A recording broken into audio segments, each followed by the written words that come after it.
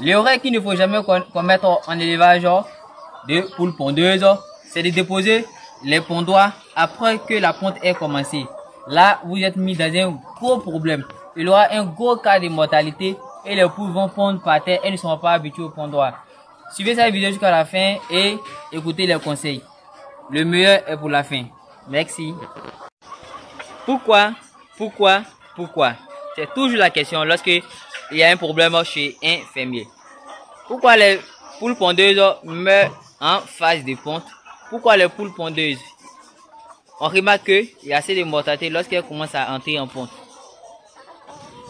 Je viens ramasser des œufs.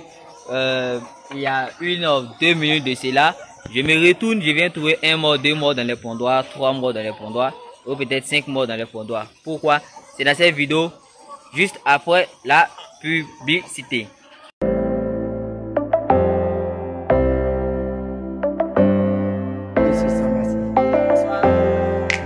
Salut chers abonnés, j'espère que vous allez bien.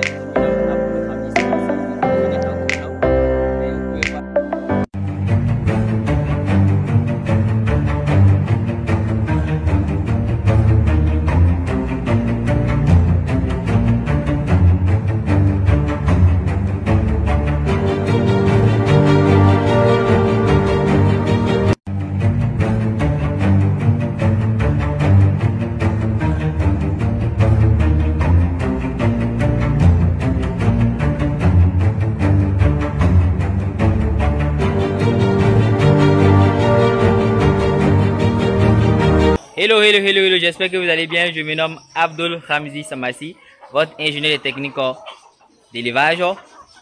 Je suis qualifié en ATP agriculture tropicale option production animale et en IACP industrie agroalimentaire et chimique option production.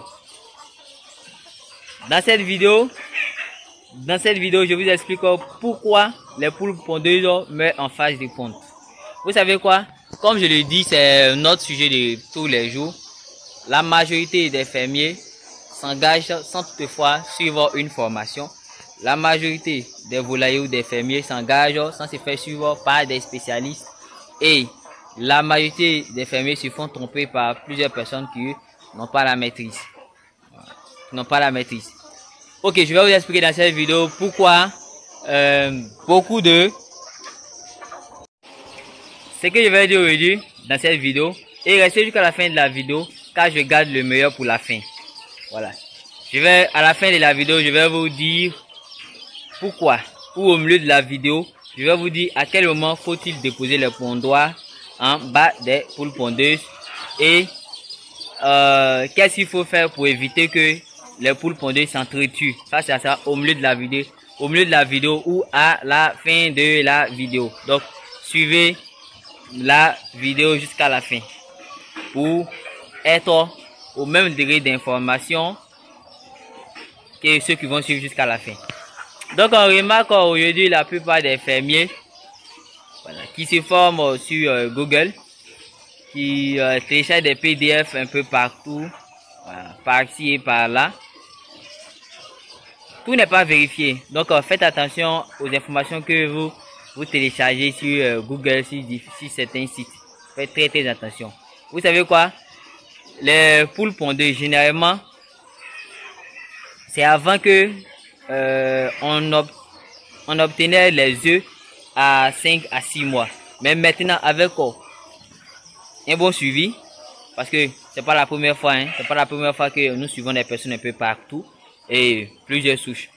J'ai déjà suivi des poules pondeuses chez des clients qui utilisaient la souche Isa Brown. J'ai déjà suivi des poules pondeuses Novogène Brown, les Rhode Island, les Argo, voilà, et bien d'autres souches. Mais la souche la plus prisée en Afrique, c'est les Isa Brown parce qu'elle résiste plus aux maladies. Après les Isa Brown, il y a les Lohmann. Mais moi je classe en première position les Isa Brown et ensuite les Lohmann. Mais la différence entre les Lohmann et les Isa Brown, c'est que les Isa Brown, dues dans la ponte, elles résistent plus aux maladies, mais elles font des œufs de petit calibre. Et les Lohmann, elles durent dans la ponte également, mais pas comme les isabornes. Pas comme les isabornes.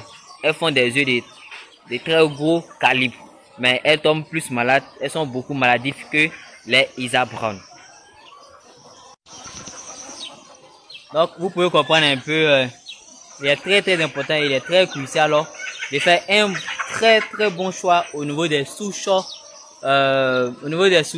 Et les poules pondeuses que vous allez, les poussins que vous allez choisir, il est très important et très primordial de choisir une bonne souche en fonction de votre pays. Je répète bien, en fonction de votre pays et de votre climat. Maintenant,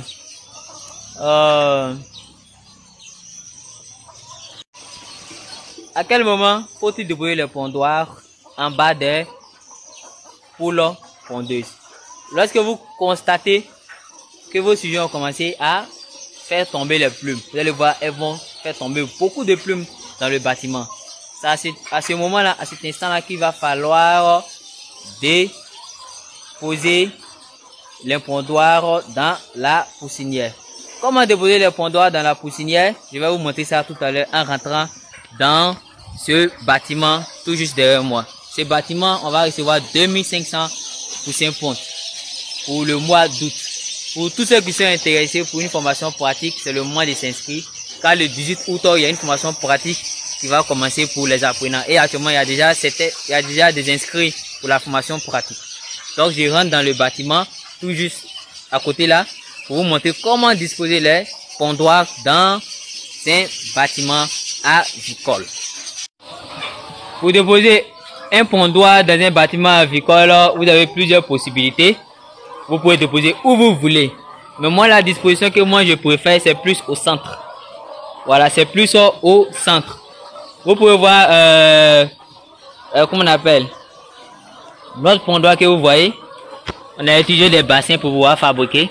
Donc vous voyez, 1, 2, 3, 4, 5. Je compte. 1, 2, 3, 4, 5. Et juste derrière son opposé, il y a également 5 nids. 1, 2, 3, 4, 5.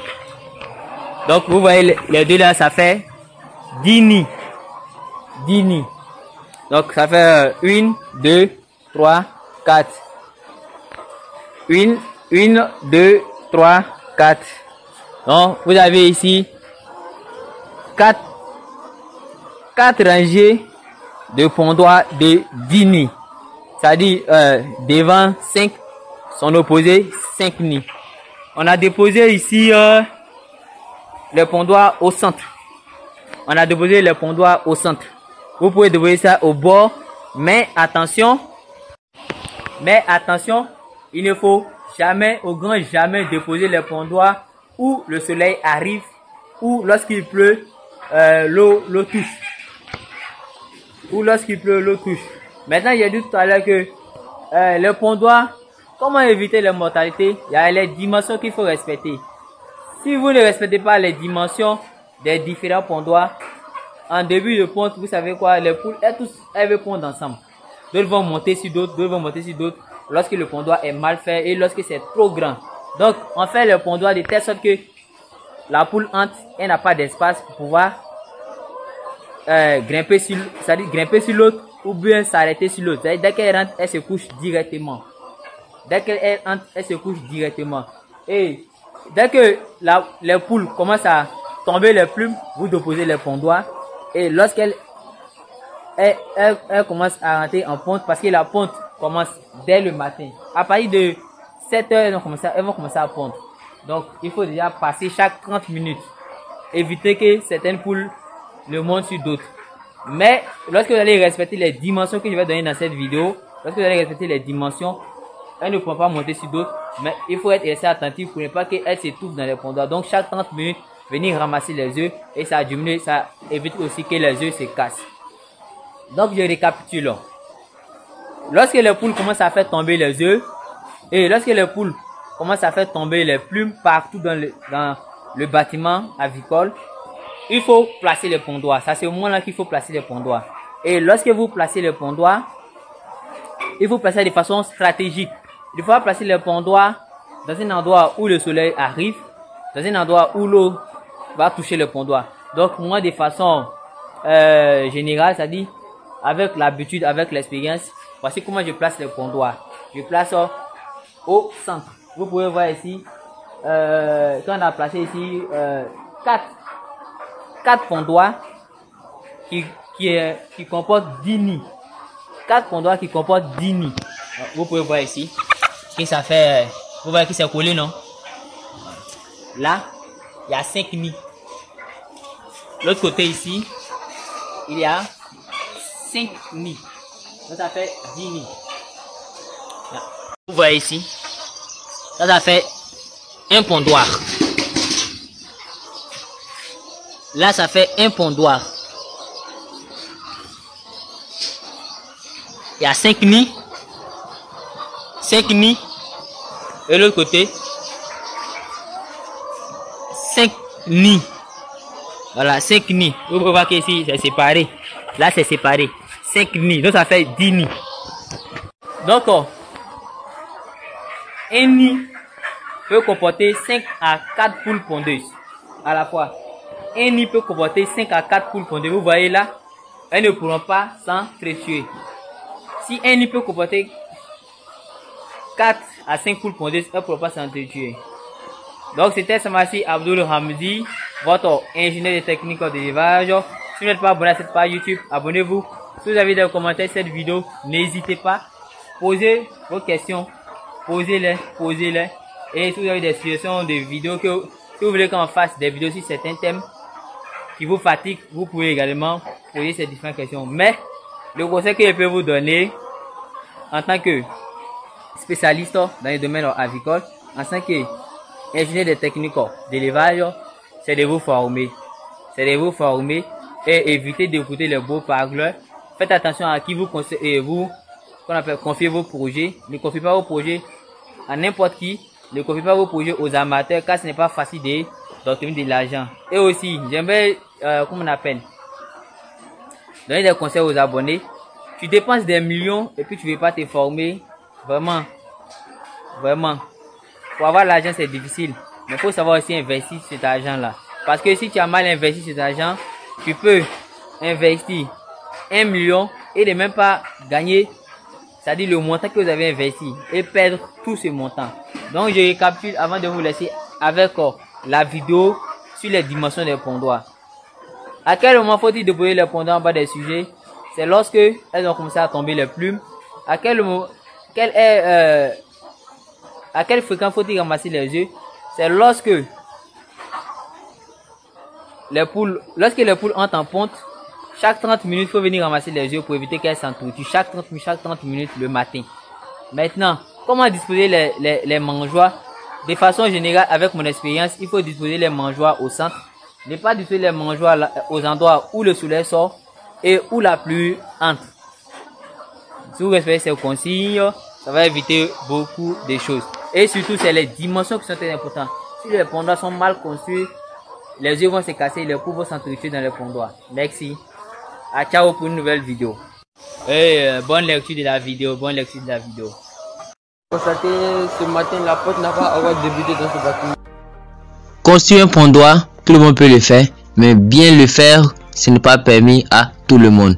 Car un pondoir mal fait provoque les mortalités, provoque les étouffements pendant la ponte chez les sujets. Mais un pondoir bien fait évite les étouffements, évite que les poules pondeuses s'entassent dans les différents nids pour pouvoir pondre. Parce que un pondoir bien fait garantit des œufs qui ne seront pas cassés et empêchera que les poules pondeuses s'étouffent.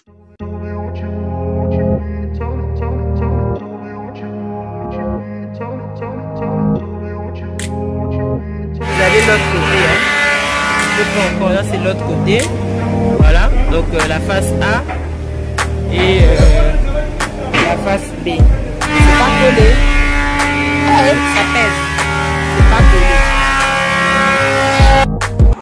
Hello, j'espère que vous allez bien. Soyez la bienvenue sur la page YouTube SMVO TV, la page des futurs agronomes. Qui suis-je? J'ai plus besoin de me présenter pour les anciens. Moi, je me nomme Abdul Ramzi Samassi, votre ingénieur agronome. Je suis également qualifié en IACP, Industrie agroalimentaire et chimique, option production.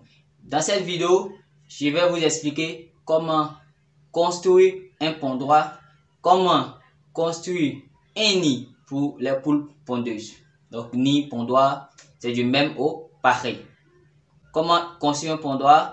Abonne-toi, active la cloche de notification, partage la vidéo avec des amis pour nous encourager à acheter de nouvelles vidéos. C'est tout de suite et dans cette vidéo après la pub.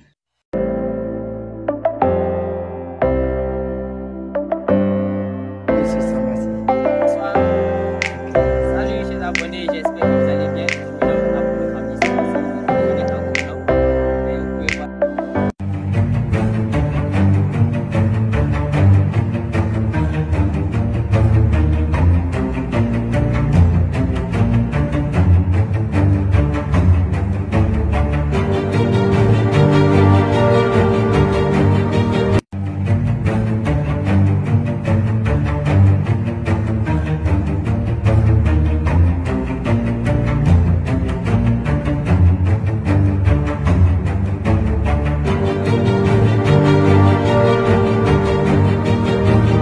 Hello, sois la bienvenue. Comme je disais, cette page, nous parlons de ce que nous maîtrisons. Nous mettons en pratique ce que nous disons pour obtenir de bons résultats. Comment construire un pondoir? Comment faire le pondoir pour 1000 pondeuses? Avec 1000 pondeuses, nous avons besoin de combien de pondoirs? C'est dans cette vidéo que je vais vous expliquer et restez bien attentifs. Pour cela, je suis obligé d'enlever mes verres. Les dimensions des pondoirs. Ce qui est important d'abord, c'est le choix de la planche. Pour faire un pondoir, quelle planche il faut choisir? Il faut choisir une planche d'épaisseur 4 et de longueur 2,20 mètres. Lorsqu'on prend les 2,20 mètres, ça fait 220 cm. Ça, c'est le choix de la planche. Nombre de nids par pondoir. Nombre de nids par pondoir, c'est 8. Nous avons besoin de 8 nids par pondoir. Et 5 pondoirs, c'est vraiment suffisant. Je vais vous dire pourquoi 5 pondoirs, c'est vraiment suffisant. Parce que on fait les pondoirs de telle sorte que son opposé, il y a pondoir. Et l'autre côté aussi, il y a des pondoirs. En image, après la vidéo, je vais vous montrer comment les pondoirs se présentent. Les dimensions de votre pondoir. Quelles sont les dimensions à respecter? C'est très simple. Vous avez la profondeur, vous avez la largeur, vous avez la longueur. Puisque la planche doit avoir comme épaisseur 4, longueur 2,20 mètres qui est égale à 220 cm. Sa largeur doit être égale à 30 cm. Les dimensions du pondoir. Nous aurons besoin de 5 pondoirs. De 5 pondoirs.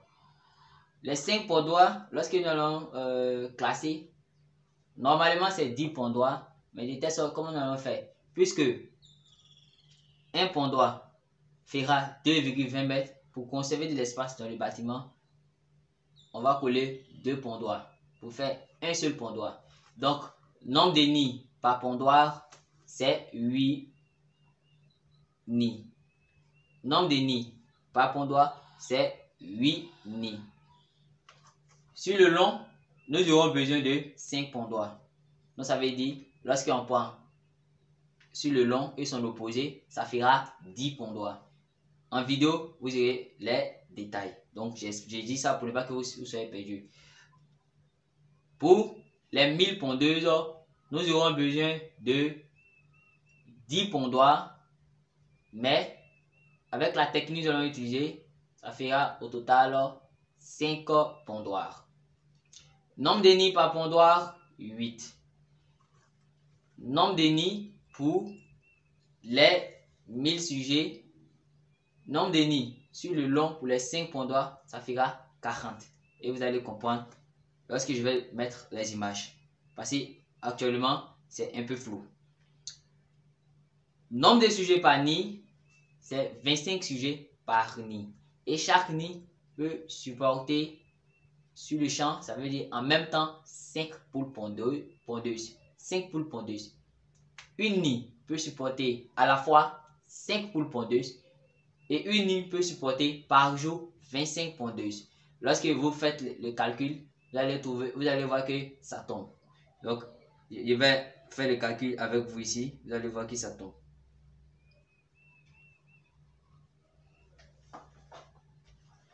Lorsque on prend la calculatrice,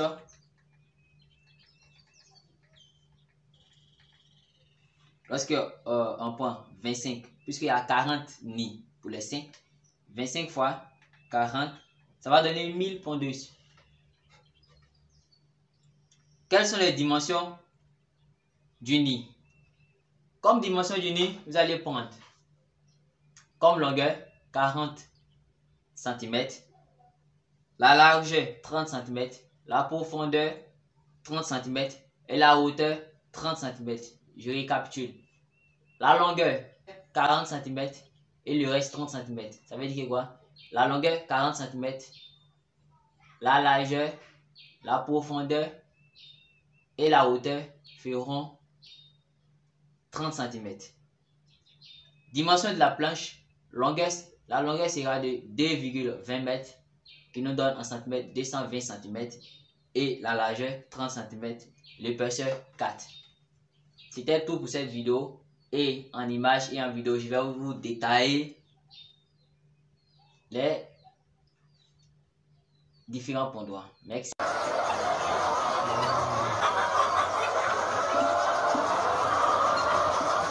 Comme vous le constatez, ce matin, la porte n'a pas encore débuté dans ce bâtiment.